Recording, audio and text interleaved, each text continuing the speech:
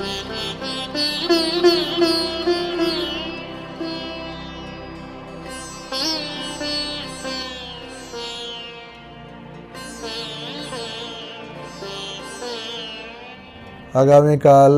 পরমেশ্বর ভগবান শ্রীকৃষ্ণ, যিনি অনন্ত কোটি বিশ্ব ব্রহ্মাণ্ডের মালিক, সে ভগবানের শুভ আবির্ভাব তিথি জন্মাষ্টমী মহামা উৎসব। সেই উপলক্ষে আমরা ভগবানের কিছু গুণাবলী, বৈশিষ্ট্যাবলী বিভিন্ন ভক্তরা যেভাবে আলোচনা করেছেন সেইভাবে আমরা কিছু অনুধাবন করার চেষ্টা করছি। ভগবানকে আচার্যরা যেভাবে স্তব করেছেন, স্তুতি করেছেন, সেটা আমরা গতকালও কিছুটা আলোচনা করেছি। আমরা আজকেও ভগবানের উদ্দেশ্যে প্রীতিবিধানের জন্য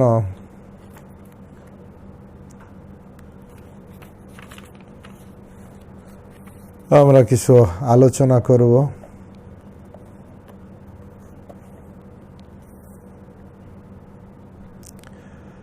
চণ্ডীদাসের একটা গান আমরা দেখতে পারি, কিভাবে বলছেন, সই কে বা শোনাইল শ্যাম নাম, কানের ভিতর দিয়ে মরমে পশিল গো, আকুল করিল মনপ্রাণ। একজন সখী আর একজন সখীকে বলছে, কৃষ্ণ নামের কি গুণ শোনো, কৃষ্ণ কথার কি গুণ শোনো। আমার কানের ভিতর দিয়ে মরমে পশিল, আমার আকুল করিল মন প্রাণ, আমাকে আকুল করে তুলো। না জানি কতেক মধু শ্যাম নামে আছে। ভগবানের কথাতে যে কত মধু আছে একজন গোপী আর একজন গোপীকে বলছেন। না জানি কত মধু শ্যাম নামে আছে গো, বদন ছাড়িতে নাহি পারে, জপিতে জপিতে নাম অবশ করিল গো, কেমনে পাই সখী তারে। সে ভগবানের নাম জপ করতে করতে আমার ব্যাকুলতা আরও বেড়ে গেল, কি করে তাকে পাবো। তাই নাম পর তাপে যার ওইছন করিল গো, অঙ্গের পরশে কিবা হয়। শুধু তার নামে যদি তার এত আকর্ষণ আছে, তার সঙ্গ লাভে কি আনন্দ, তার পরশে। যেখানে রূপের সার্থকতা আমরা চৈতন্য চরিতামৃতে আলোচনা করছিলাম, আমার চোখের সার্থকতা যদি ভগবানের যেরকম পাঁচটা জ্ঞানেন্দ্রিয় দিয়ে আমরা পাঁচটা বিষয়কে ভোগ করি, চক্ষু কর্ণ নাসিকা জিহ্বা ত্বক, পাঁচটা ইন্দ্রিয়, পাঁচটা বিষয় হচ্ছে রূপ রস গন্ধ শব্দ স্পর্শ। চৈতন্য চরিতামৃতে বর্ণনা করা হচ্ছে যে কিভাবে আমাদের এই পাঁচটা ইন্দ্রিয় দিয়ে ভগবানকে কিভাবে আমরা তার বিভিন্ন রূপ, তার গুণ, তার আমরা আস্বাদন করতে পারি। ভক্ত কিভাবে বলছেন, চোখ দিয়ে আমরা জড়রূপ দর্শন করি, সেই চোখ দিয়ে ভগবানের দিব্য রূপ, যে রূপে হেন রূপ জগত মাতায়, সেই রূপকে আস্বাদন করতে হবে। রূপ ও মাধুরী, ভগবানের চারটে যে এক্সট্রা গুণ আছে বিষ্ণুর থেকে, রূপ মাধুরী, লীলা মাধুরী, বেণু মাধুরী, ভক্ত পরিবৃত। তো চোখ দিয়ে রূপ আস্বাদন করতে হবে চক্ষু, কর্ণ দিয়ে ভগবানের বংশীধ্বনি শ্রবণ করতে হবে। রূপ চক্ষু দিয়ে রূপ, কর্ণ দিয়ে শব্দ, কর্ণ, নাসিকা দিয়ে ভগবানের পাদপদ্মের প্রসাদী তুলসী আস্বাদন করা, নাসিকা, জিহ্বা দিয়ে ভগবানের কি বলে গুণগান করা, ত্বক দিয়ে ভগবানের গাত্র স্পর্শ করা, এটা দিয়ে ত্বকের সার্থকতা, স্পর্শ ইন্দ্রিয় সার্থক। এইভাবে বর্ণনা করা হচ্ছে। তো জপিতে জপিতে নাম অবশ করিল গো, কেমনে পাই সখী, নাম পর তাপে যার ঐচ্ছন করিল। তার নামে যদি এইরকম তার অঙ্গের পরশ কিবা হয়, যেখানে বসতি তার নয়নে হে দেখিয়া গো, যুবতী ধরো যে কইছে রয়। কিভাবে যুবতী তার ভগবানকে দর্শন করে ভক্ত কিভাবে তার ধৈর্য ধারণ করে রাখতে পারে। পাশরিতে করি মনে পাশরনা যাই গো, কি করিব কি হবে উপায়, কহে দ্বিজ চণ্ডী দাসে, কুলবতীর কুলনাশে আপনার যৌবন যা চায়। হ্যাঁ, চণ্ডীদাসের পর যেখানে কুলবতীর কুল যাচ্ছে সব কিছু দিয়ে সে তার দাসী হতে চায়। এই হচ্ছে ভগবান কৃষ্ণের মাধুর্য, যেখানে ভক্ত আস্বাদন করে।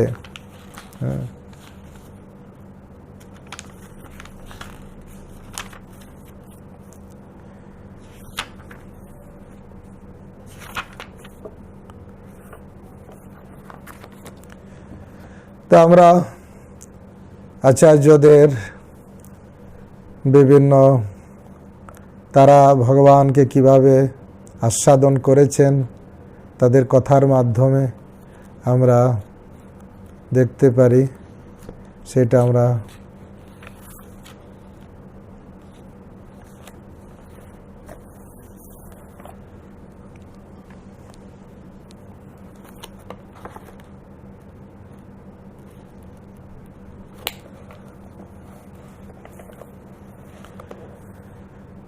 লীলা সুখ ছিল। বিল্লমঙ্গল ঠাকুর তিনি তো কৃষ্ণ কর্ণামৃত গ্রন্থ লিখেছেন, আর গোবিন্দ দামোদর স্তোত্রও লিখেছেন। তিনি কিভাবে এক একটা লীলা স্মরণ করছেন। অনেকেই আমরা দেখেছি, কেউ মন্তব্য করছিলেন, যেরকম বৃন্দাবনের অন্ধ ছিলেন, বঙ্কবিহারীকে প্রকট করেছিলেন হরিদাস নাকি, তা হরিদাস যিনি বঙ্কবিহারীকে, তিনি অন্ধ ছিলেন, তো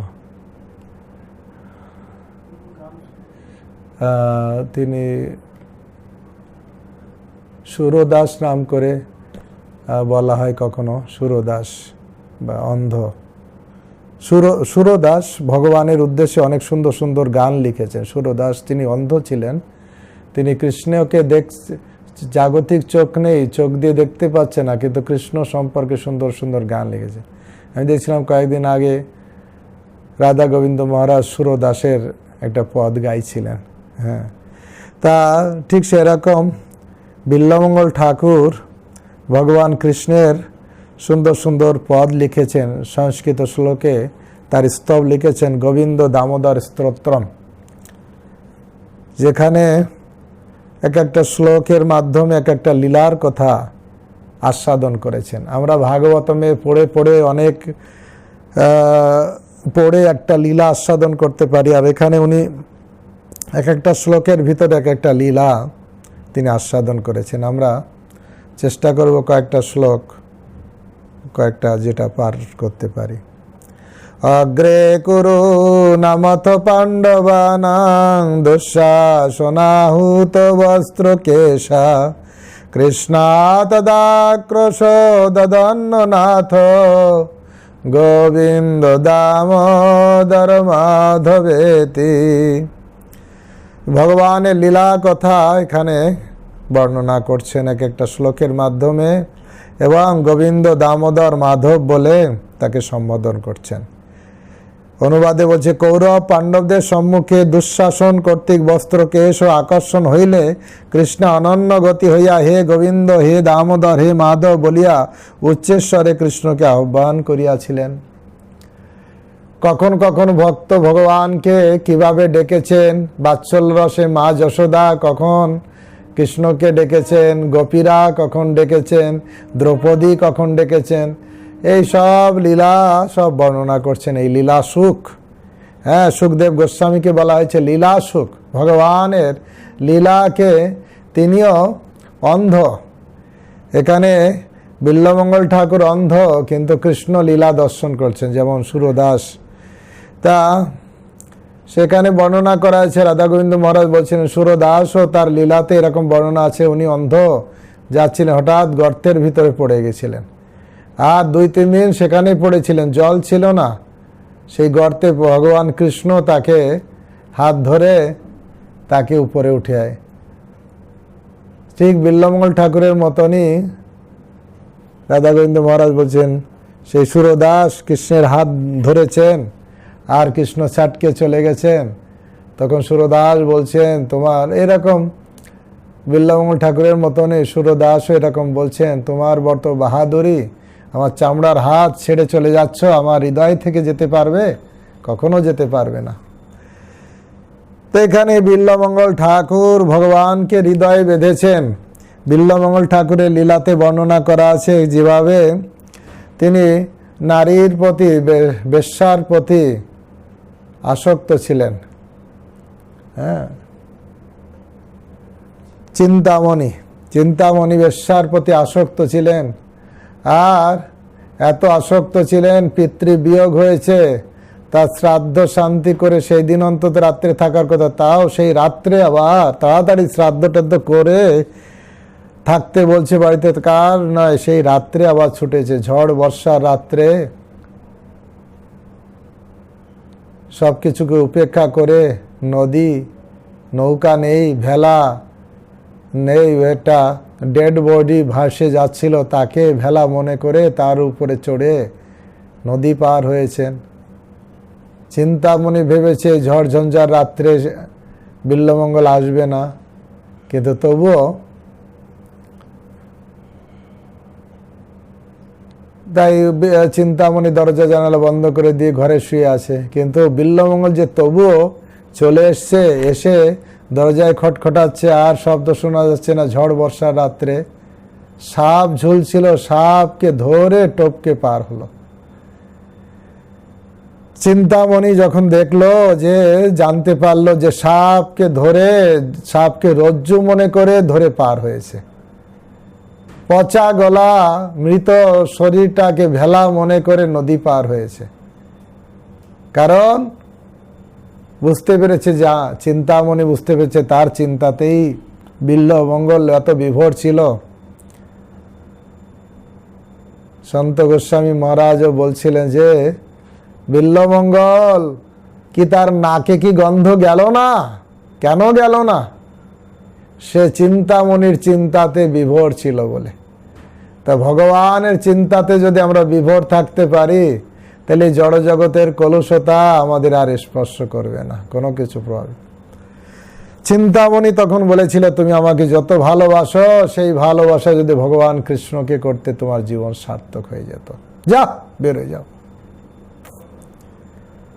চলে গেলেন, বের হয়ে গেলেন। আর এই চিন্তামণিকে সে গুরু রূপে বরণ করেছে মনে মনে।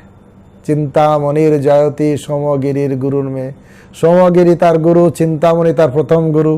এইভাবে কৃষ্ণ কর্ণামৃত গ্রন্থে প্রথমেই গুরুর গান করেছে, যার দ্বারা। তো এই বিল্লমঙ্গল ঠাকুর পরবর্তীকাল তিনি তো বের হয়ে যান, বৃন্দাবনে যাবেন। রাস্তায় তিনি আবার দেখছেন সুন্দরী মহিলা জল নিয়ে যাচ্ছে, তার প্রতি তার আকর্ষণ আবার জাগলো। তার পিছনে পিছনে তার বাড়িতে গেল, তার স্বামীকে বলল, আমার একটা ভিক্ষা। বলছে, বলুন সাধু, আপনি কি ভিক্ষা চান? না, আপনার স্ত্রীর সঙ্গে আমি এক রাত্রি যাপন করতে চাই। সাধুর জন্য তিনি সেই ব্যবস্থা করলে। ঠিক আছে, স্ত্রীকে বলে। স্ত্রী যখন বিল্লমঙ্গলের ঘরে প্রবেশ করলো, বিল্লমঙ্গলের চেতনা ফিরল, আরে এই চোখ আমাকে সব সময় বিষয় ভোগে উন্মত্ত করছে। আমি সাধু জীবন যাপন করেছি, চিন্তামণিকে ত্যাগ করে ভগবত ভজনে আসব, ভক্তি চর্চা শুরু করেছি, তবু আমার চোখ আমাকে বাধা দিচ্ছে। বিষয় ভোগ থেকে আমাকে সবসময় বিষয় ভোগের দিকে আমাকে টেনে নিয়ে যাচ্ছে। তখন বললেন, মা, তোমার চুলের দুটো কাঁটা দেবে। সেই চুলের দুটো কাঁটা নিয়ে বিল্বমঙ্গল কি করলেন, নিজের চোখ নিজে অন্ধ করে দিলেন। বিল্বমঙ্গল নিজের চোখ অন্ধ করে দিয়ে বৃন্দাবনের দিকে যখন রওনা দিয়েছেন, তখন ভগবান কৃষ্ণ হাত ধরে বলেছেন চলো। বলছে তুমি কে? বলছে আমি রাখাল বালক। বিল্বমঙ্গল অন্ধ হলেও বুঝতে পেরেছেন যে কি আমার হাত ধরেছে। লাঠিটাকে তিনি জোর করে যখন কৃষ্ণের হাতটাকে চেপে ধরেছে, কৃষ্ণ বুঝতে পেরেছে আমাকে তো বুঝে ফেলেছে, চিনতে পেরেছে। ঝাটকা দিয়ে যখন চলে গেছে, তখন বিল্বমঙ্গল ভাবলে তোমার বাহাদুরি, আমার চামড়ার হাত ছাড়িয়ে যাবে, কিন্তু তোমার ক্ষমতা আছে, আমার হৃদয় থেকে বের হয়ে যাও। তা আসলে ভগবান ভক্তের হৃদয়ে বাস করেন। আমরা চৌর অষ্টকমে দেখব ভগবান কিভাবে ভক্তের হৃদয়ে বাস করেন। তো এখানে বৈষ্ণব বন্দনা করতে যে বলছেন যে তোমার হৃদয়ে তো গোবিন্দ সবসময় থাকেন, তাই তুমি তো, তোমার চোখ অন্ধ হলে কি হবে হে বৈষ্ণব ঠাকুর, তোমার হৃদয়ে তো ভগবান আছে, আর সেই ভগবানকে তুমি দেখছো, আর সেই অনুসারে তুমি লিখছো। তোমার হৃদয়ে সদা গোবিন্দ বিশ্রাম, গোবিন্দ কহেন মম বৈষ্ণব পরাণ। গোবিন্দ বলছেন আমার বৈষ্ণব হচ্ছে আমার পরাণ স্বরূপ। তাই কিভাবে তিনি হৃদয়ে কৃষ্ণকে চিন্তা করেন বৈষ্ণব, যাহা স্থাবর জঙ্গম দেখে, না দেখে তার মূর্তি, সর্বত্র হয় তার ইষ্টদেব স্ফূর্তি।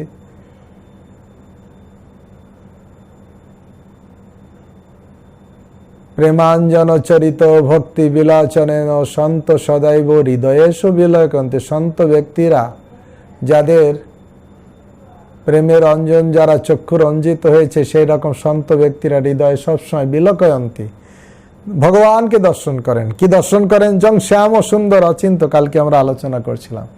দিবজ মুরলে ধারী শ্যাম সুন্দর, হৃদয়ে সবসময় নৃত্য করতে থাকে কৃষ্ণের দিব্য লীলা বিলাস, সবসময় হৃদয়ে স্ফূর্তি হয়, আবেশে সবসময় সেই লীলাতে মত্ত থাকেন। তাই বিল্বমঙ্গল চোখ, জাগতিক চোখ অন্ধ, কিন্তু দিব্য নেত্রে ভগবানকে দেখতে পাচ্ছেন, আর সেই নেত্রে দিয়ে দেখছেন। এখানে বলছেন কৌরব পাণ্ডবদের সম্মুখে যখন যুদ্ধ সম্মুখে, কৌরব এবং পাণ্ডবদের দুই পক্ষের সম্মুখে দুঃশাসন, দুর্যোধন আজ্ঞা করেছে যাও পাঞ্চালীকে নিয়ে আসো, কেশ আকর্ষণ করে টানতে টানতে নিয়ে এসেছেন।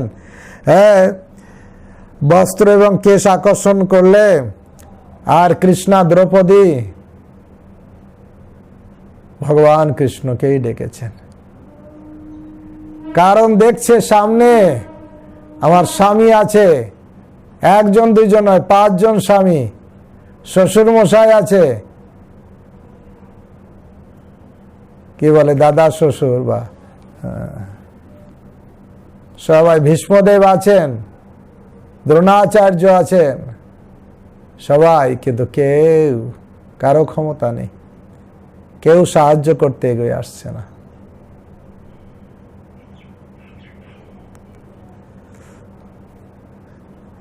তাই অনন্য শরণ হয়ে আসল স্বামী, জগৎ স্বামী, তার আশ্রয় গ্রহণ করেছেন দ্রৌপদী।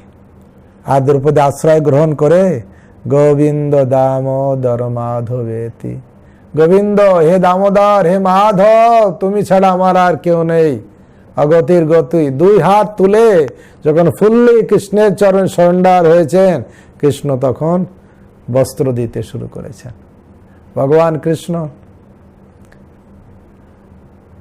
লীলাতে কখনো বর্ণনা করা আছে, আর ভক্তকে তো ভগবান রক্ষা করেন। বর্ণনা আছে কখনো কৃষ্ণের আঙুল একটু কেটে গিয়েছিল, আর দ্রৌপদী তার বস্ত্র অঞ্চল ছিঁড়ে, অঞ্চল ছিঁড়ে কৃষ্ণের হাতটা বেঁধে দিয়েছিলেন। ওই একটু কাপড় দিয়েছিলেন বলে অত হাজার হাজার মিটার কাপড় ভগবান দিলেন। ভগবানকে একটু দিলে ভগবান কত দেয়। এই জন্য এখানে আমরা দেখছি ফল হলেই শুধু একটু ফল দিয়েছে, অল্প একটু শস্য নিয়ে একটু ফল দিয়ে দিয়েছে, সঙ্গে সঙ্গে কৃষ্ণ যে শস্য দিয়েছে সব সোনা দানা একটু দিলে কত পেতে হয়। এই হচ্ছে গোবিন্দ। অগ্রে কুরু নামথ পাণ্ডবানাং দুঃশাসন বস্ত্র কেশা। কুরু আর পাণ্ডবদের সামনে দুঃশাসন যখন বস্ত্র এবং কেশ আকর্ষণ করলো কৃষ্ণ, তদাক্রোশ অনন্য নাথ অন্যসরণ হয়ে অনন্য গতি, তার অন্য কোনো গতি ছিল না, একমাত্র কৃষ্ণ। তা আমাদের বুঝতে হবে এই জায়গায়, এই জগতে অনন্য শরণ হচ্ছে কৃষ্ণ। কৃষ্ণের কাছে শরণাগত হতে হয়।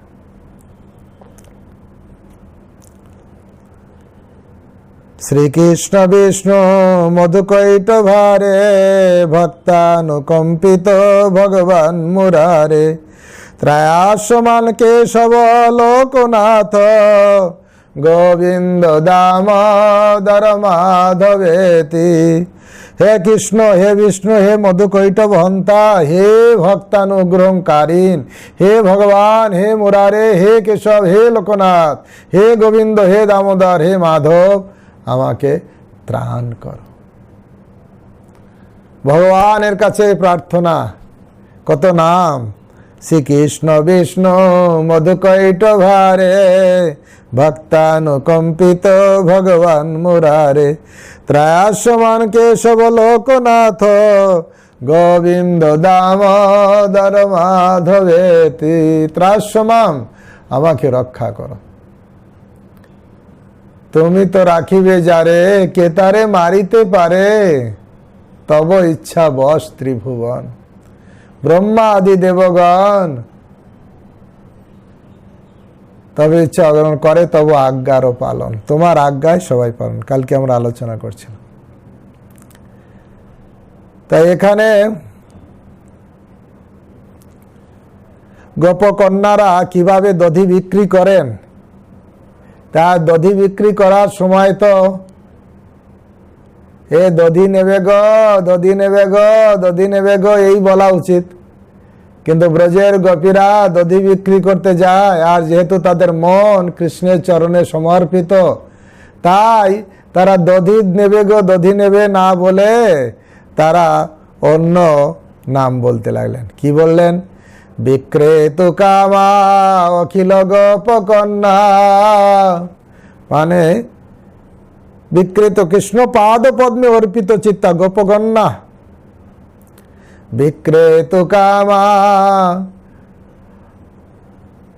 বিক্রেতু কামা অখিল গোপকন্যা মুরাবি পদার্পিত চিত্তবৃত্তি। গোপীদের চিত্তটা কেমন?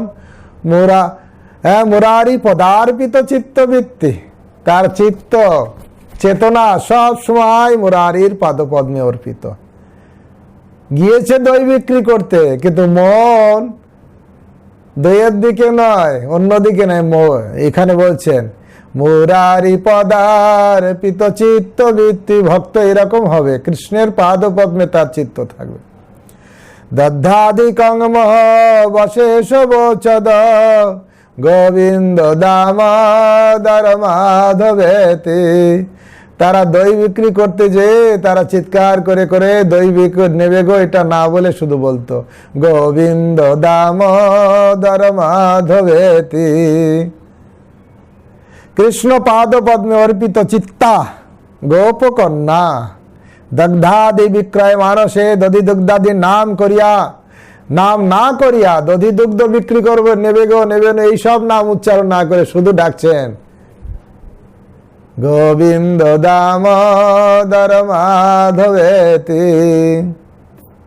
মহাপ্রভু যখন গুন্ডিচা মন্দির মার্জন করেছেন, ভক্তদের শিক্ষা দিয়েছেন কিভাবে জল ঘটি ভরে কেউ আনছে, ভাঁড় ভরে আনছে, কেউ নিয়ে দিচ্ছে আর কেউ নিচ্ছে।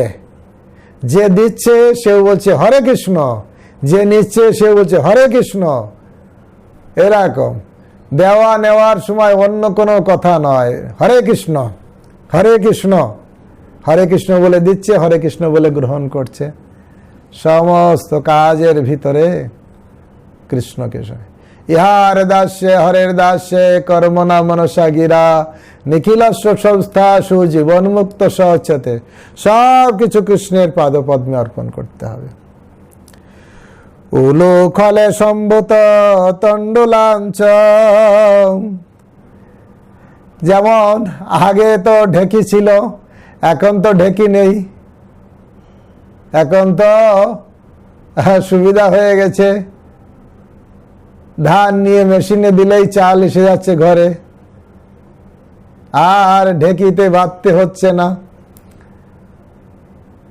আর তখন গোপীরা ঢেকিতে ধান বাঁধত, এবং ধান থেকে যখন চাল বের হবে সেটার জন্য ঢেকি করত, উদুখলে মারত।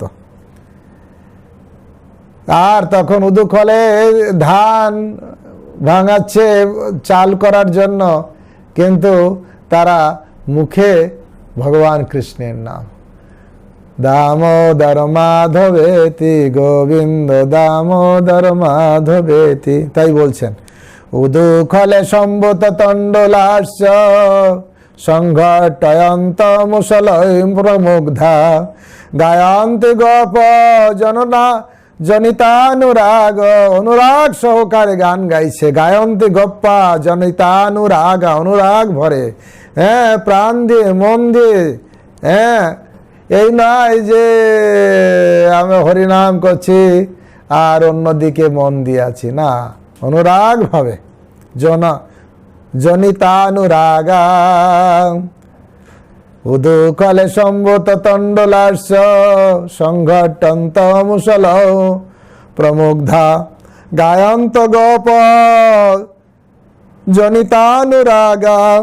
গোপীরা অনুরাগ সহকারে গান গাইছেন, কি গোবিন্দ দামোদর মাধবেতি।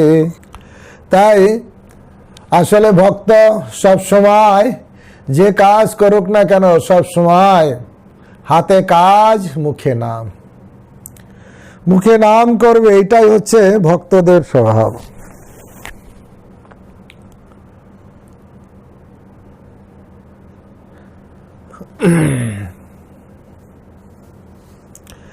যখন গোপীরা তারা ক্রীড়া সুখকে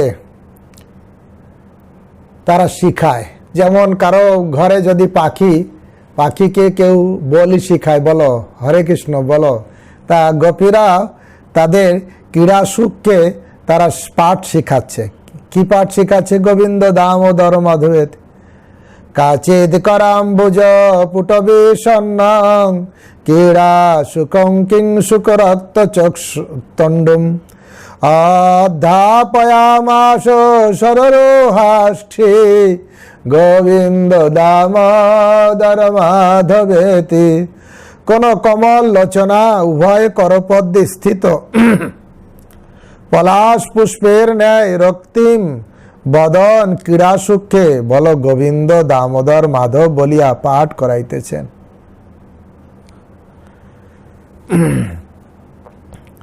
তাই ক্রীড়া সুখকে তারা শিখাচ্ছে, আর সেটাও দরকার। ভক্ত তার ছোট ছোট বাচ্চা ছেলে মেয়েদের শিখাবে। কি শিখাবে? এই শ্লোক শিখাবে। দীক্ষাকালে ভক্ত করে আত্মসমর্পণ, সেই কালে কৃষ্ণ তারে করে আত্মসম। আজকে যেমন শ্লোকটা ছিল, দীক্ষাকালে ভক্ত করে আত্মসমর্পণ, সেই কালে কৃষ্ণ তারে করে আত্মসম। আমি অনেক ফ্যামিলিকে দেখছি, তাদের ছোট ছোট বাচ্চাকে তাদের শিখাচ্ছে, এবং কত সরলভাবে, এবং তারা অনেক শিখে যাচ্ছে। আর এই শ্লোকগুলো তাদের সারা জীবনের জন্য কাজে লাগবে। তাই এখানে গোপীরা লীলা এই সুখ পাখিকে গোবিন্দ দামোদর শিখাতো, বলো। ঠিক ছোট ছোট বাচ্চাদেরও মা বাবারা তারা গীতার শ্লোক, চৈতন্য চরিতামৃতের শ্লোক, অথবা আধ্যাত্মিক কিছু শিখাতে পারে, এটা শেখানো দরকার।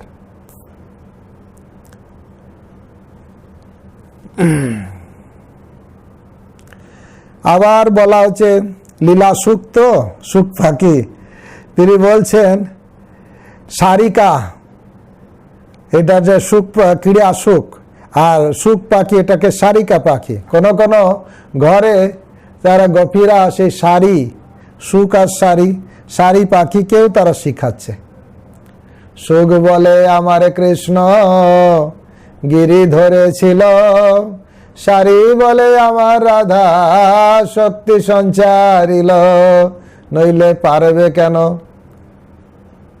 সুখ বলে আমার কৃষ্ণ চূড়া বামে হেলে, শাড়ি বলে আমার রাধার চরণ পাবে বলে চূড়া তাই তো হেলে।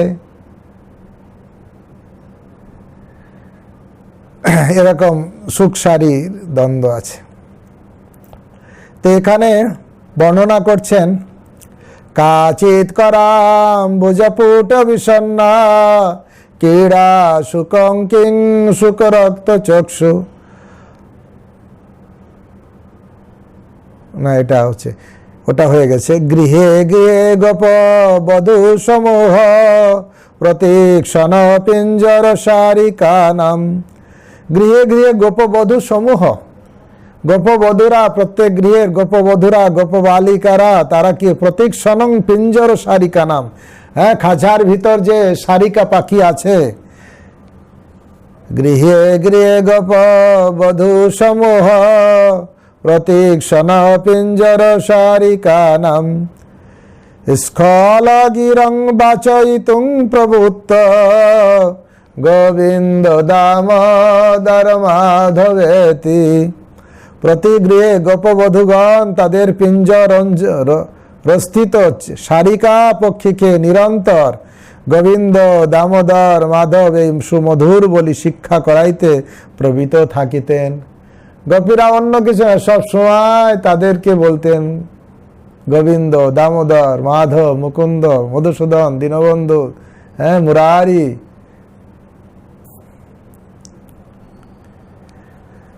তারপরে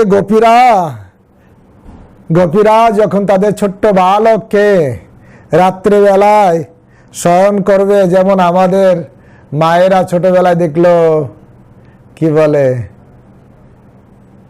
গেল পাড়া জোড়ালো বর্গি এলো দেশে, কি এরকম যে ঘুম পাড়া নিয়ে গান গাইতে গাইতে, হ্যাঁ, মায়েরা ঘুম পাড়াতো বাচ্চাদের, আগে বলতো। এখন তো বাচ্চাদের ঘুম পাড়ানোর গান না, মোবাইল দিতে হবে, দেখতে দেখতে শুয়ে পড়বে অথবা মোবাইল টিপবে, এখন গান শিখবে না, এমন হয়ে গেছে। কারণ মায়েরা গর্ভে থাকা অবস্থায়, সন্তান গর্ভে থাকা অবস্থায় মায়েরা বেশি মোবাইল দেখে, আর সেই জন্য আর অনেক সময় মোবাইল এটা ওটা দেখলে ছেলেদের, বাচ্চাদের সেই নীতি হবে, তখন আর মোবাইল না বাজালে ছেলে শোবে না। তা কিন্তু গোপীরা কি করতেন, গোপীরা তারা তাল মান রস, তাল মান জানতেন, সুর তাল এসব সুন্দর জানতেন।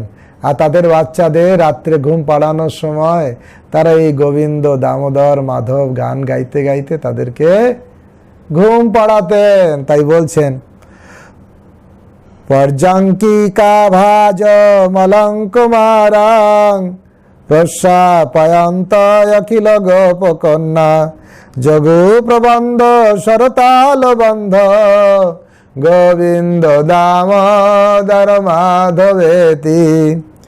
শয্যায় স্থিত শিশুদিগের নিদ্রা আকর্ষণের জন্য সুল তালের সহিত নিখিল গোপগণ্যাগণ, ব্রজের গোপগণ্যাগণ তাদের বাচ্চাদের সুল তাল মান দিয়ে তারপরে আস্তে আস্তে গান গাইতেন। কি গান গাইতেন? লারে লাপ্পা মারে ধাপ্পা তা নয়, গাইতেন গোবিন্দ দামোদর মাধবেতি, গোবিন্দ দামোদর মাধবেতি, হরে কৃষ্ণ কৃষ্ণ কৃষ্ণ হরে হরে, হরে রাম রাম রাম হরে হরে। তাই শয্যায় শয়ন করিয়ে বাচ্চাদের সুর তাল মান দিয়ে সুন্দর গান গাইতেন গোবিন্দ দামোদর মাধবেতি। আগে ভগবান গ্রামে গঞ্জে ভগবান কৃষ্ণের গুণগান কত রকম লীলা কীর্তন হতো, এখন হয় না।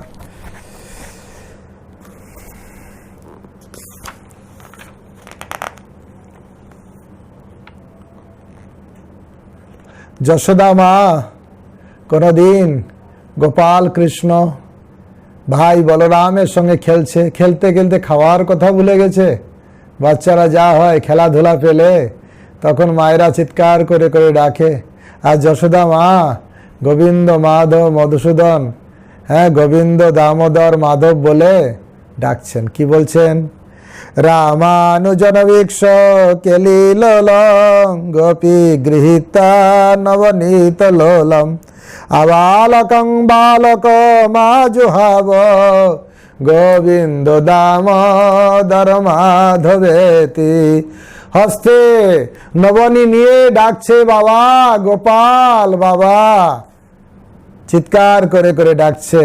যশোদা মা বলরাম অনুজকে কৃষ্ণকে গোপ বালকের সহিত ক্রীড়া চঞ্চল দর্শনে তাহাদের মধ্য হইতে চিৎকার করিয়া ডাকিতে লাগিলেন, হে গোবিন্দ, হে দামোদর, হে মাধব, তোমার জন্য আমি নবনী রেডি করেছি, আসো বাপা, খেয়ে যাও বাবা, খেয়ে যাও, খেয়ে যাও গোপাল, আমার সোনা গোপাল, খেয়ে যাও, ক্ষুধা লেগেছে অনেকক্ষণ তুমি খাওনি, এই যে তোমার জন্য নবনী এনেছি। যশোদা মা সেই ভাবে কৃষ্ণকে ডাকতে লাগলেন।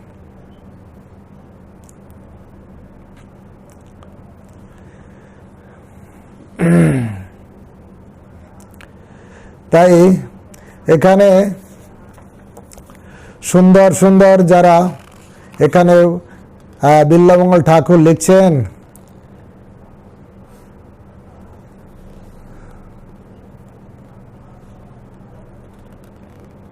বলছেন বিচিত্র বর্ণাভরাভিরামে হবিদেয়ী ভক্ত দুরাজহংসী সদা মদিয়ে রসগ্র রঙ্গে গোবিন্দ দামোদর মাধবেতি।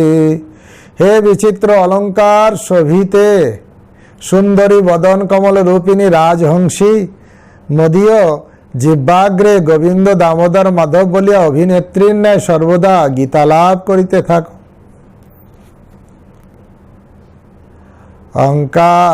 অঙ্কাধিরূঢ়ং শিশু গোপগূঢ়ং স্তন্যধায়ন্ত কমলৈক কান্তম সম্বোধয়ানমাস মুদা যশোদা গোবিন্দ দামোদর মাধবেতি।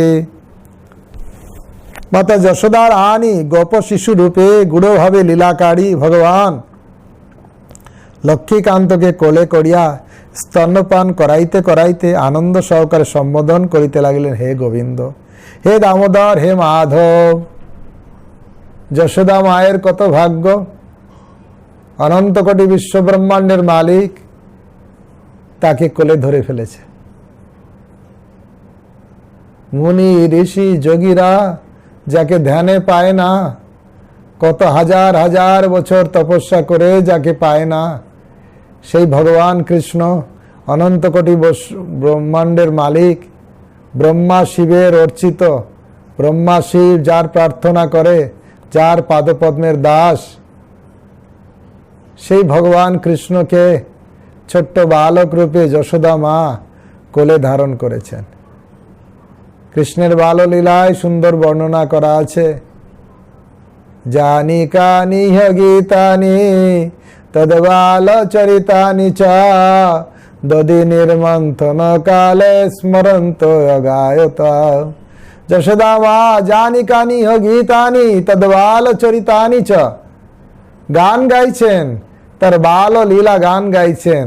গোপাল কি কি লীলা অলরেডি করেছে, পুতনা বধ করেছেন, আর কি কি মাটি ভক্ষণ করেছে, যা যা লীলা ব্রজভূমিতে অলরেডি কমপ্লিট হয়ে গেছে। যশোদা মা সেইগুলোর সাক্ষী, সব দেখেছে। আসে জানি কানি গীতানি তদবাল চরিতানি চ দধি নির্মন্থন কালে স্মরন্ত অগায়তা।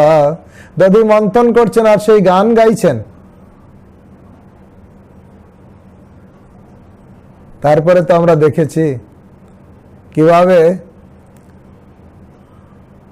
যখন কেউ গান গায়, কৃষ্ণের গান গায়, কৃষ্ণ আর শুয়ে থাকতে পারে না। ভগবান গোলক বৃন্দাবনে থাকলে ছুটে চলে আসে কেউ যদি তার নাম বলে ফুকাতে থাকে। প্রথম শ্লোকেই দ্রৌপদী ফুকারিয়া ডাকছেন গোবিন্দ মাধব দামোদর, আর কৃষ্ণ সঙ্গে সঙ্গে চলে এসছেন। যশোদা মা কত বড় ভক্ত, কৃষ্ণের সেবা করছেন হাত দিয়ে, স্মরন্ত অগায়ত, মন দিয়ে কৃষ্ণের চিন্তা করছেন। আর জানি কানি গীতানি, মুখ দিয়ে কৃষ্ণের দিব্য গুণগান গান করছেন।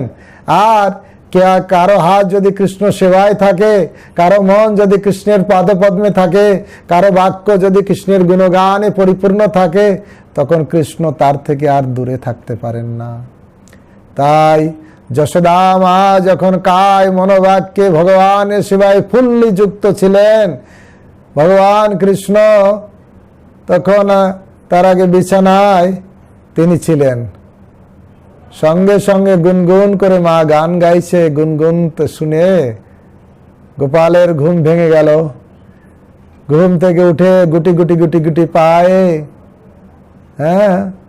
যশোদা মায়ের কাছে আসলেন, আর মাকে বললেন, মা দো দুধ দাও, দুধ দাও, দুধ দাও, দুধ দাও। সেই আধো আধো বলি, কৃষ্ণের মধুর বলি, অধরং মধুরং বদনং মধুরম চলিতং মধুরম ভ্রমিতং মধুরম।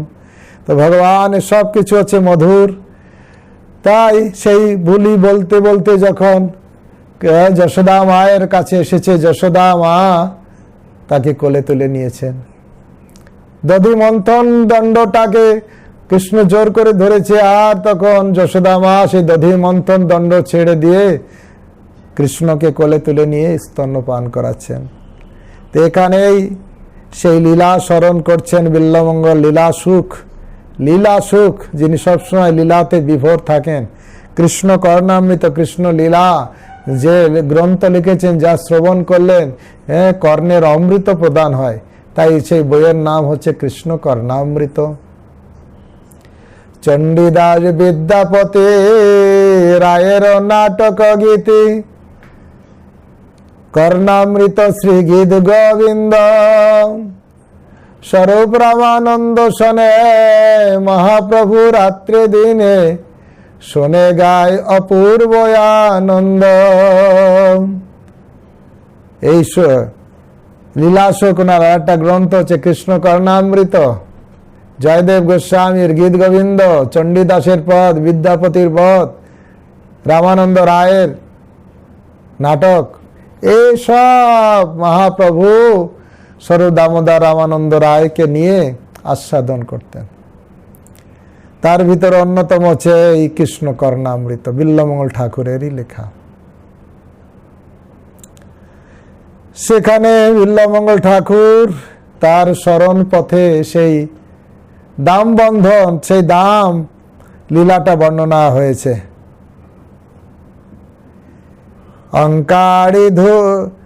অঙ্কাধিরূঢ় অঙ্কে মানে কোলে, অঙ্কারিরূঢ়ং শিশু গোপ গূঢ়ং স্তন্য ধয়ন্ত কমলকান্ত সম্বোধনায় মাস মুদা যশোদা গোবিন্দ দামোদর মাধবেতি। মাতা যশোদা রানী গোপ শিশুরূপে গুরুভাবে লীলাকারী ভগবান লক্ষ্মীকান্তকে কোড়ে করিয়া স্তন্যপান করাইতে করাইতে আনন্দ সহকারে কৃষ্ণের স্পর্শ পাচ্ছে। এখানে চণ্ডীদাস লিখতেন, যার নাম শ্রবণ করে এত মধু হয় তার স্পর্শ হলে। তা যশোদা মা কৃষ্ণকে কোলে তুলে নিয়েছেন, তার স্পর্শ পেয়েছে, তার কত আনন্দ হচ্ছে। তাই বলছে, সম্বোধন করে আনন্দে বলতে লাগলেন, হে গোবিন্দ, হে দামোদর, হে মাধব। মাধব, দামোদর এই বলে তিনি আনন্দে কীর্তন করছেন।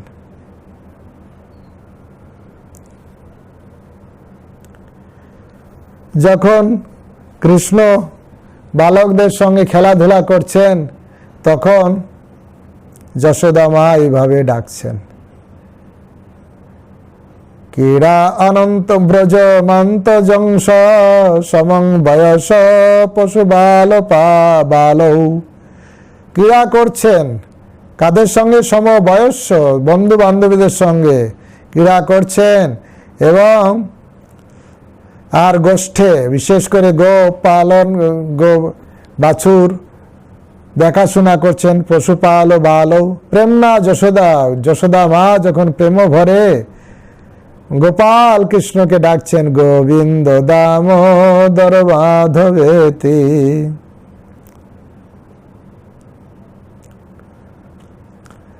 যশোদয়া গাঢ় মুলুখলেন গোকণ্ঠ পাশেন নিবদ্ধ মানা। রুরুদ মন্দ নমতি নিত ভোজ গোবিন্দ দামোদর মাধবেতি। নবনীত প্রস্তুতকালে দধিভাণ্ড ভঙ্গের গৃহস্থিত নবনীত মর্কট দিগকে প্রদানের নিমিত্ত অপরাধ শাস্তি স্বরূপ মাতা যশোদা গাভী বন্ধন রাজ্য দ্বারা উদুখলের সহিত নবনীত ভোজি কৃষ্ণকে দৃঢ় রূপে বন্ধন করায় গোবিন্দ দামোদর মাধব বলিয়া ধীরে ধীরে কাঁদিতে লাগিলেন।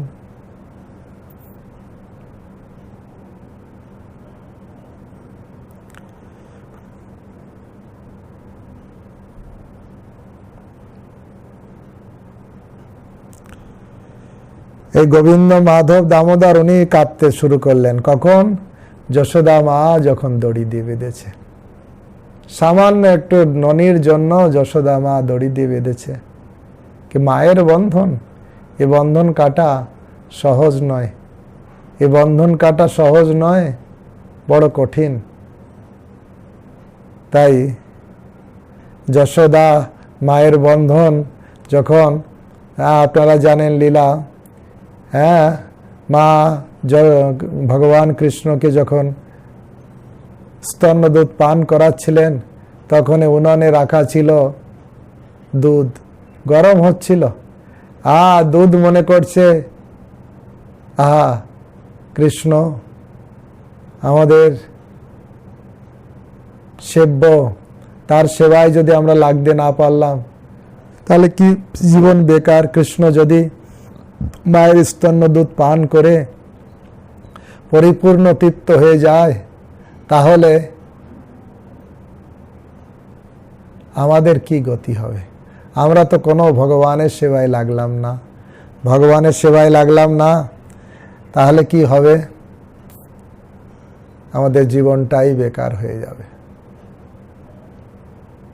সেই জন্য জীবন রেখে কি লাভ, বরং সুইসাইড করা দরকার। তারপরেই উনানে রাখা দুধ যখন লাভ দিয়ে দিয়ে যখন উনানে দুধ যখন উনানে পড়ে যাচ্ছে, যশোদা মা তাড়াতাড়ি কৃষ্ণকে রেখে, হ্যাঁ, সে উনানে রাখা দুধ সামাল দিতে গেলেন, আর কৃষ্ণ খুব রেগে গেলেন। রেগে ভগবান কৃষ্ণ কি করলেন?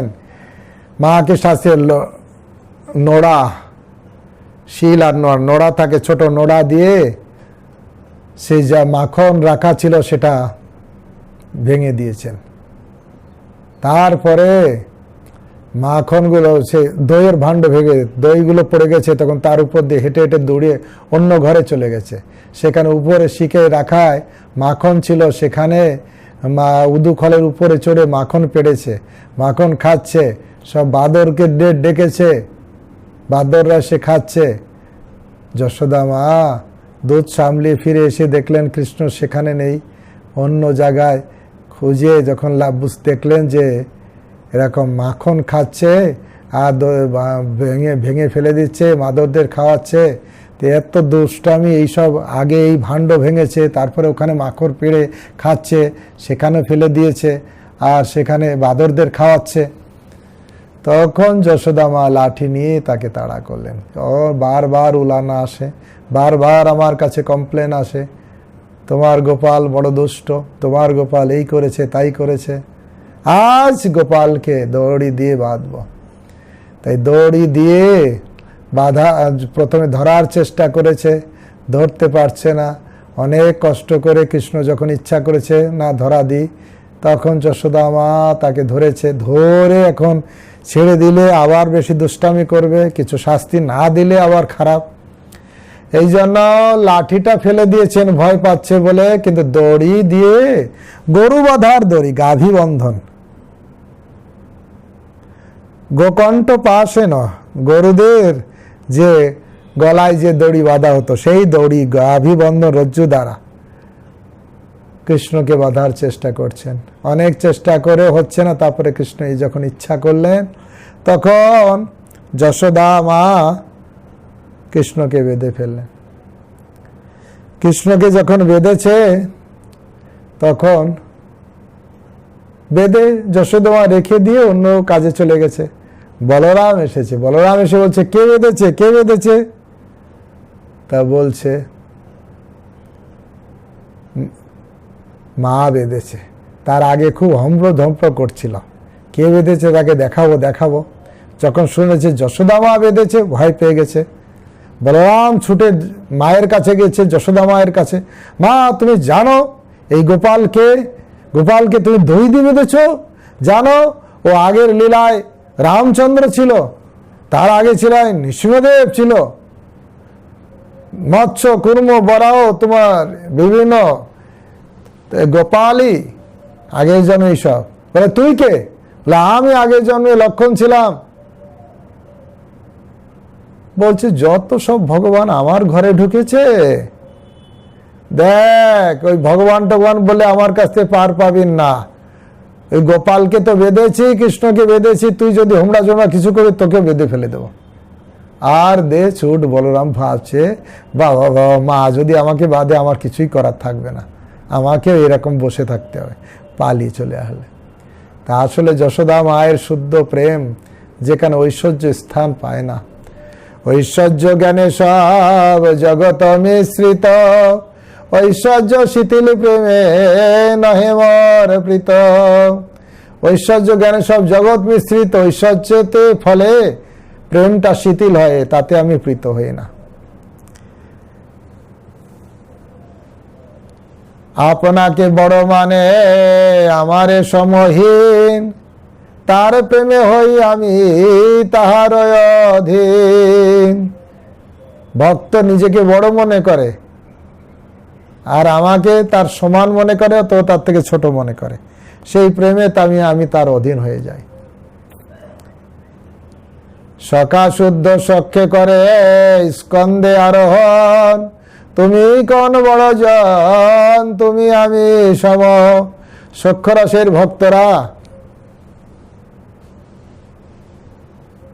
ভগবান কৃষ্ণকে, সখ্যরসে ভক্তরা তারা সখ্যরসে ভালোবাসে আর বলে তুমি কোথাকার বড়, তুমি আর আমি সমান। এখানে ভক্ত ভগবান সমান হয়ে গেছে সখ্যরসে। বাৎসল্য রসে ভগবান বড় হয়ে গেছে, ভগবান ছোট হয়ে গেছে, ভক্ত বড় হয়ে গেছে। বাৎসল্য রসে মাতা মরে পুত্র জ্ঞানে করে ন শাসন, অতিহীন জ্ঞানে করে লালন পালন। বাৎসল্য রসে বলছে মা আমাকে শাসন করে আর তার থেকে ছোট মনে করে আমাকে লালন পালন করে। আর মাধুর্য রসের গোপীরা রাধারানী তারাও কি ভক্ত, কিভাবে ভক্তি করে। প্রিয়া যদি মান করি করয়ে ভজন, বেদুস্তুতি হইতে হরে সেই মরমন। আমার প্রিয়া যদি মান করে আমাকে ভৎসনা করে, বেদের স্তুতি, বৈদিক ব্রাহ্মণা স্তুতি করে যে আনন্দ আমাকে দিতে পারে না, তার থেকে আমি বেশি আনন্দ পাই যখন আমার প্রিয়া মান করে ভৎসনা করে। তো এইভাবে দেখা যাচ্ছে ভগবানের বিভিন্ন লীলা, দামবন্ধন লীলা, সব লীলা তিনি লীলা সুখ বিল্লমঙ্গল ঠাকুর তার অল্প অল্প ছোট ছোট শ্লোকের ভিতরে এক একটা লীলাকে উনি স্মরণ করছেন। অনন্ত কৃষ্ণের নাম, অনন্ত কৃষ্ণের নাম, অনন্ত মহিমা। ব্রহ্মা শিব নারদাদি দিতে নারে শিবা, নারদাদি ব্যাসদেব দিতে নারে শিবা। নারদ ব্যাসদেবের সুসীমা পায় না। তাই আমরা অল্প একটু আলোচনা করলাম, ওদের 1 ঘন্টা হয়ে গেছে। হরে কৃষ্ণ কৃষ্ণ কৃষ্ণ হরে হরে, হরে রাম রাম রাম।